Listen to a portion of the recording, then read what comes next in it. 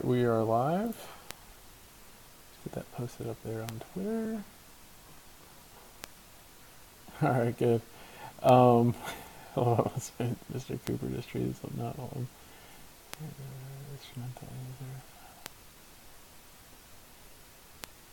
Oh my goodness, this is nutty. Anyway, hope everyone's doing well. Hope everyone had a great weekend. Pretty amazing. The gap up today, or the how the futures just launched. Right at the rip this evening. So doing pretty good. Just showing the Qs here, or the NQ, the Nasdaq futures. So you can see they opened 70.39, pushed all the way up to 71.03, and now just kind of consolidating. They probably, my guess is, kind of do that for the remainder of the night. I do like not a lot of volume coming in, but it was below this a little bit ago, but now it's back over the view up there. So I think it's probably gonna be pretty strong throughout the night. Everything's pretty much up. So Asia's up, Nikkei's up. So looks pretty good in terms of for the upside. So look at that, it's still ticking up there. Look at that nice solid kind of bar forming there. So should be pretty good for the open in terms of gap up. So I just kind of wanted to start with just saying, there's no way, most people, through the weekend, there wasn't too many clues saying this was a binary event that was happening this weekend. And honestly, based on everything that I was hearing, honestly, it looked like it was going to be the worst scenario. Well, not the worst scenario, but a flat scenario. I was hoping it would either go up or go down.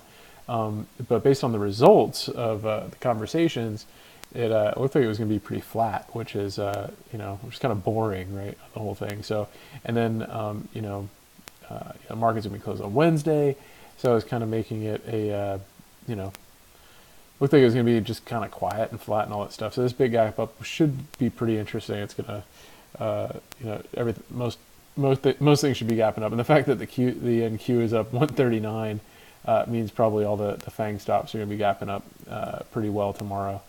Just wanted to kind of talk about that, but I also wanted to say, don't worry about missing out on that, right?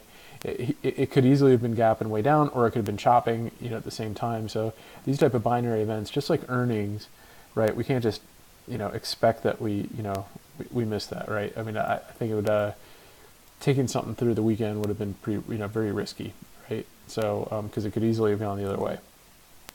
And the night's not over yet. I mean, things could change overnight. Like one tweet at 4 a.m., could change a lot of things, right? But like I was saying, I mean, as long as as ES stays over 2,800, that's kind of a key number, right? So see where it's gapping up right here on the daily. As long as it gets over that, and then tries to give a push over here, if it takes out this pivot here, this 2820 kind of area, then we're looking at a potential W bottom here, and then they're going to try to push it up some more. But that's a huge gap, and the news honestly doesn't seem that good. I mean, it's just saying we're not going to do anything yet until we find out more later. So I was expecting it to kind of be a flat open, but the fact that it's gapping up, I think they might try to push it. But at the same time, it may just be a way for more the big money type institutions to get out. So I mean, they could dump it at the open too, right? And just dump, and then we could see ourselves, because unless it takes out that pivot, right? It's not. I mean, it's bullish obviously, but unless it takes out this pivot here and here, it's got a gap to fill now below. So we'll see. So just have to see what price does, right? But that shouldn't concern us, right? So if we didn't trade into the binary event, now we just see how price goes, and so we have a lot of tools to do that, right? And so we looked at. We like looking at our 15 orbs and our 30 orbs. So there's going to be plenty of those to look at for tomorrow. And then, of course, there's other ones to look at. So kind of today, obviously there's not, a lot of setups are going to be kind of blown out of the water based on, how big the gap up is. But there is going to be, I basically just want to talk about a couple things that I kind of tweeted when I was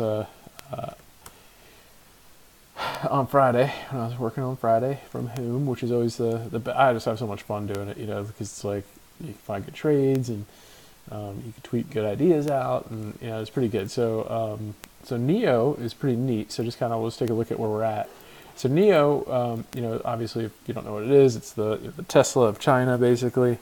And some news came out. This is why I was on my radar. It was on the, I believe it was on the 15 orb list. And some news came out, like one of their chief technology guys left. And, so I was looking at, for the short side, right?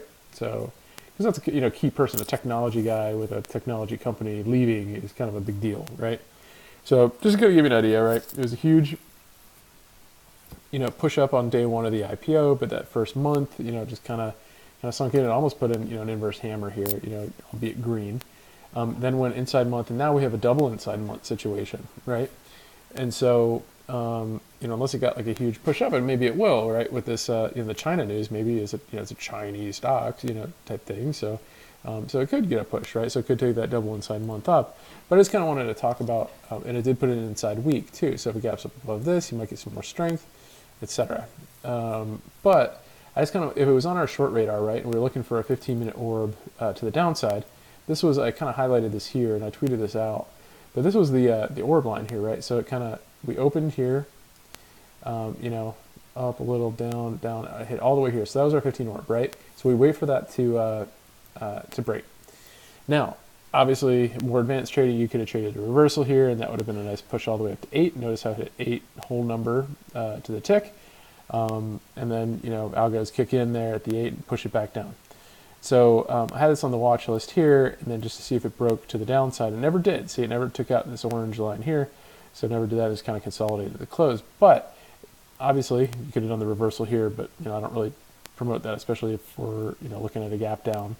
But what we could have done is go to the other strategies, right, and look at your look at your 60s, right? And so here, we actually had a, off the open, we had the 60 here, kind of a bullish 60 right now. Notice it never took the high or the low out of that bar, but look, it went inside next, right? Stayed under the VWAP, and so you could have shorted below this. And even stronger now, just like the double inside day, right? We had a double inside 60, right? So it just kind of stayed here at this low level. And what you could have done, what could have been a good trade, and this is what I was talking about tonight, is planning ahead. So our game plan was a 15-minute orb break to the downside. So at that point, you could wait for the break, obviously, but you could also look for setups to get you there, right? And then just get a more explosive trade if it does break through it, right? Or you could even add on that trade potentially. And so here it went inside 60, and then it went inside 60 again under the VWAP, right? And this would be a fantastic trade right here. The risk is only 6 cents, right? So, I mean, you could have done, whatever. Obviously, 6 cents is your risk, so however you size it, right? And then the break there to the downside, so you were at 70, what was that, the low of 76, and then, boom, it took you to the downside here, and then hit 69. And so on these, cheap stocks, that's a pretty big move right there. And then it went inside 60 again, inside 60, and so it's actually triple inside 60 to close. But like I said, with China news good, it'll probably be gapping up. But you could see the game plan here was to short the 15-minute orb, but to get there, you can use other strategies to help, because you already have your bearish sentiment, right? And you want to do that, you want to take that out below that orb, but you could also make a trade to get you there, right? And that's where the real profit's going to come in. And I wanted to show another.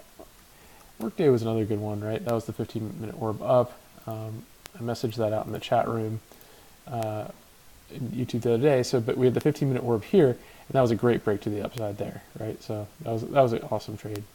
What else was I thinking? Oh yeah, and then SPLK, right? This was I did a walkthrough on this basically on Twitter as it was setting up. So I tweeted originally, like, it was like over here, had an alert go off. I was like, okay, maybe it was over here. All right, it's breaking the 15 orb, right?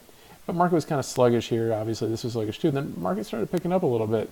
And so, this is another situation too where you could use, you could look for other strategies potentially, right?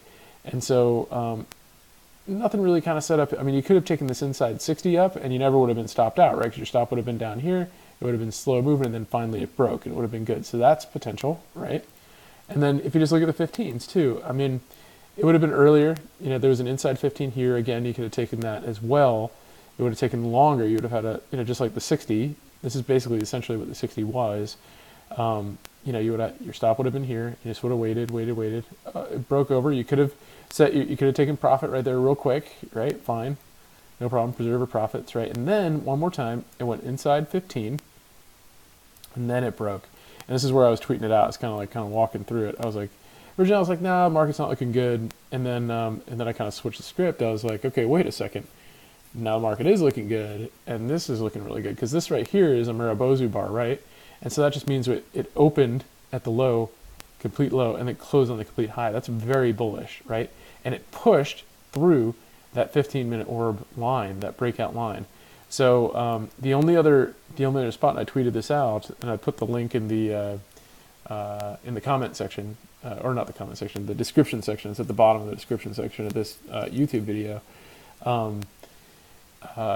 That 110, right, is another whole number, right? Keep in mind it's Friday. You don't know if they're going to try to pin it here or whatever the case is. But if that breaks, I said that's going to be very bullish, right? So we hit the 15 order break here on a Murabozu, a very bullish green bar, right? And then your next breakthrough point is at 110, that whole number. And after that, it was, it was all good. So the whole thing, the reason my original tweet was like, we were down here, and I was like, not really interested. I said, because we're right at resistance, and I was like, well, wait a second, let me look at the size of that resistance. That resistance is almost like 2 points away. There could be a trade there, and there was, and so I just kind of walked through that, on the Twitter. So anyway, so I ended up putting basically a hammer in here, broke through the 110, and then just kept going, and went all the way to 112, right? And that was from this, essentially 109 or 110. It's almost a 3-point move it really took. So that was that's planning trades, right? So I mean, there's a lot of techniques out there. Whatever works for you is awesome, as long as it's working, right? And you can use other stuff too. You can incorporate other things, like look at the moving averages, like how we're doing here, where we're at in terms of the VWAP, right? Where's everything going? These pullbacks, blah blah. See, look, I mean, you can use this 20 moving average. Basically, every time it ticked the 20, it moved back up, right? Do whatever you want to.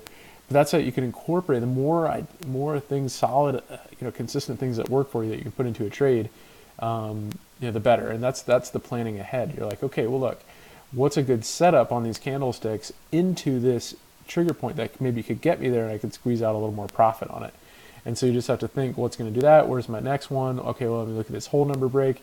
Okay, so if, right? If then. So if inside, great. If it breaks out that, great. Will it break above this? If it does, what am I going to do? Am I going to add to it?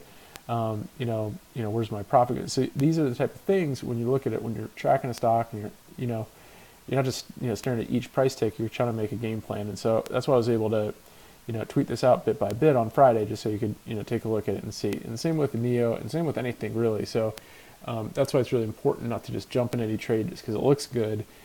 It's important to have a game plan, and that's why I tweet out a game plan every day.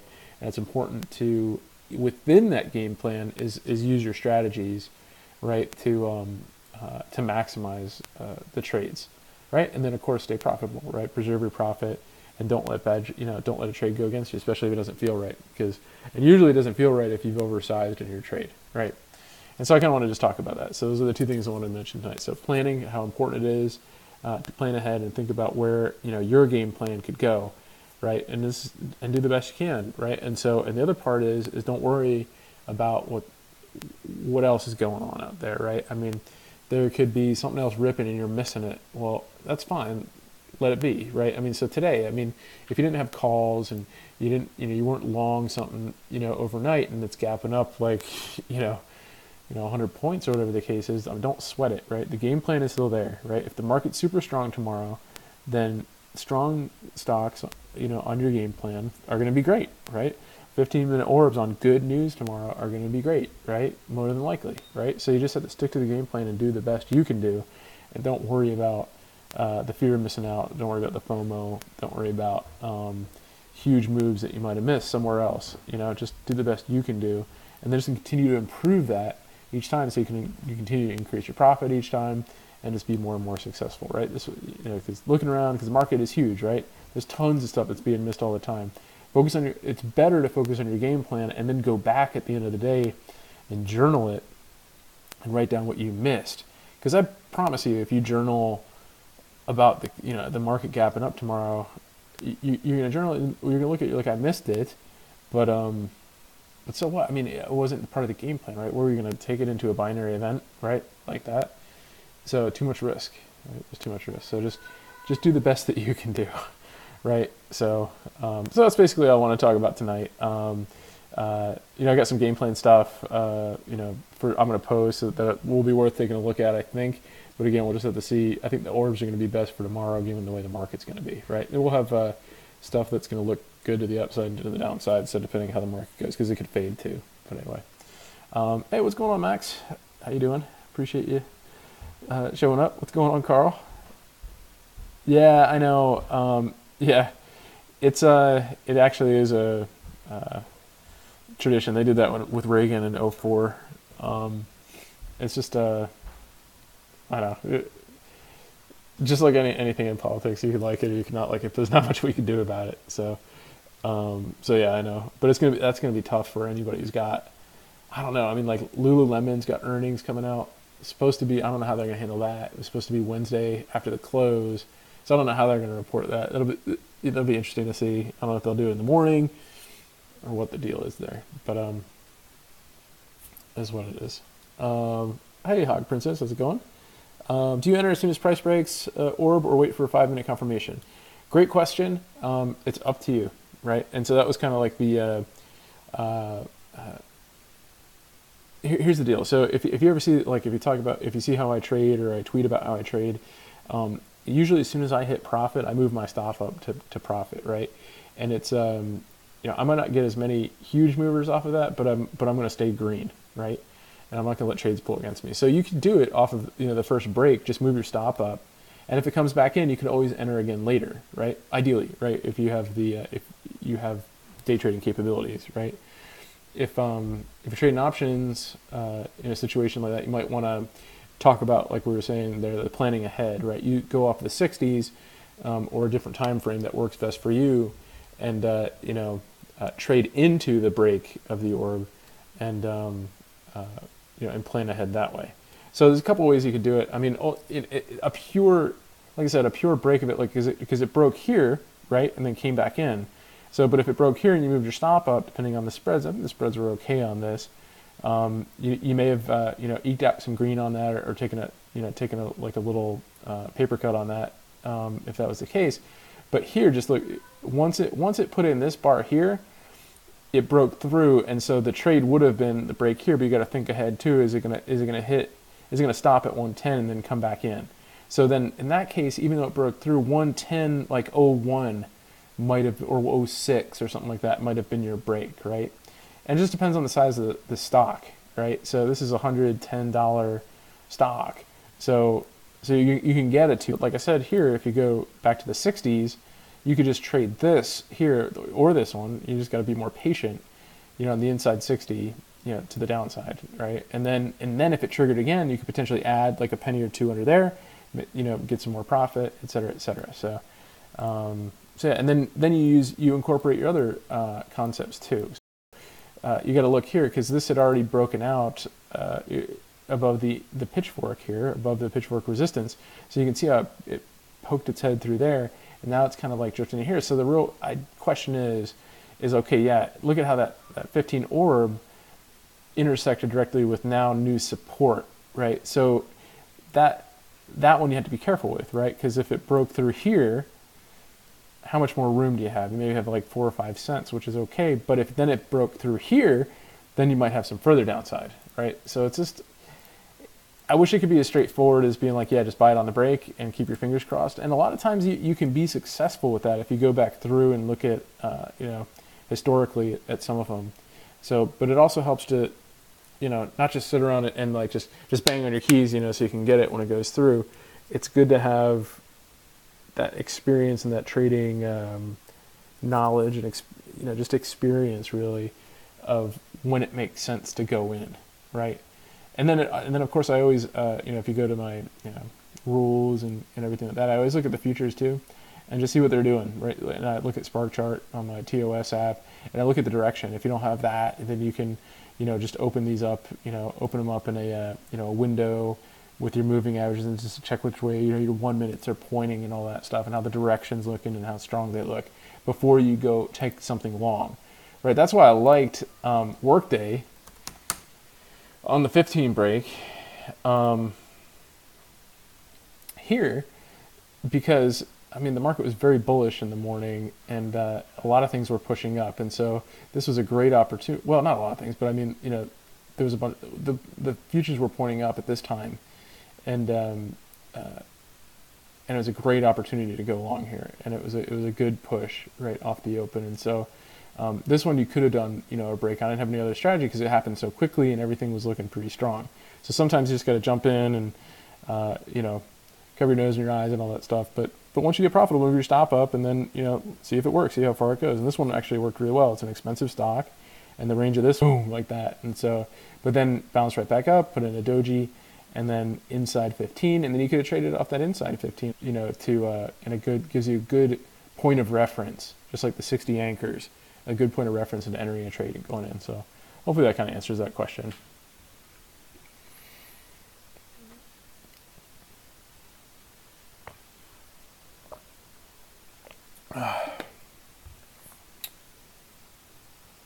So yeah, I mean, really too much else to talk about. I mean, if you guys have any chart requests, you can put them out there, but I can pretty much say whatever you give me is probably going to be gapping up tomorrow.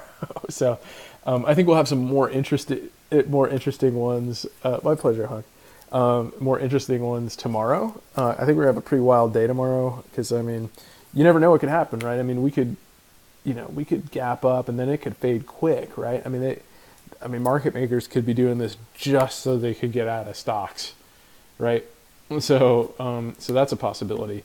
Other possibilities, it gaps and goes. Right, it takes out that pivot we were looking at, and then just keeps going, and then rips Santa Claus rally up to all-time highs of the new year. So we're gonna get some crazy charts tomorrow. It's gonna be pretty fun to look at, to analyze tomorrow night. So I think we'll have some more setups, which is great. But then keep in mind, Tuesday's now gonna trade like a Friday, right? More than likely.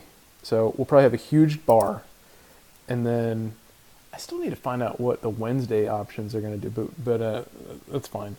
But we'll probably have a huge bar tomorrow, no matter what, and then some sort of consolidation or inside day on Tuesday, and then because Wednesday the market's closed, right? And then Thursday will come in and try to establish a direction again, and then I think there's going to be on Thursday there's going to be another follow-up conversation about tariffs and all that stuff. And it could be completely opposite, and then the market just flushes, right? And then, I don't know what more bullish could come out of it, right? Because we're still, unless they come up with a straight-up agreement by then. So it's going to be interesting to see how Thursday is, and then of course Friday is Friday. So you just have to kind of now replan your week based on what's going on, right, in terms of geopolitical stuff. Because it does affect the market. I mean, a single tweet affects the market. So that's kind of the game plan for the week. I'm still going to put some ideas out there, but like I said, everything's going to be gapping up. So, mostly the orbs. I would just focus on the orbs tomorrow, because any solid orbs tomorrow should get some momentum one way or the other, and we'll see how the market's doing too on that. So even follow up on some of these, right? Because the 30 orbs like on workday. So we'll put a 30-minute up there and see if it gets some more power. We'll put Splunk up there and all those. So it should be pretty good. I appreciate everybody jumping on again tonight. I hope everybody has a great night tonight. A good rest for a new day tomorrow, and just stay focused. And if you make trades tomorrow, just stay green, preserve profit, and because the idea is you've got another day to do it the next day, right? Don't go too high on size, because the worst thing you want to do is get hurt, and then you can't trade another day, right? So it's better to stay in the game and do your best, right? The best you can do. Don't worry about what everybody else is doing. So that's all I got. Oh, thanks, JD. Appreciate it. Yeah, I will catch you guys tomorrow night. I think we'll have lots of charts to go over, probably some more chart requests and more ideas to go there. So just it's kind of a little bit of a game plan for the week, and I'll post some stuff tonight on the weekly game plan. So have a great night, everybody, and we'll talk to you tomorrow. Okay.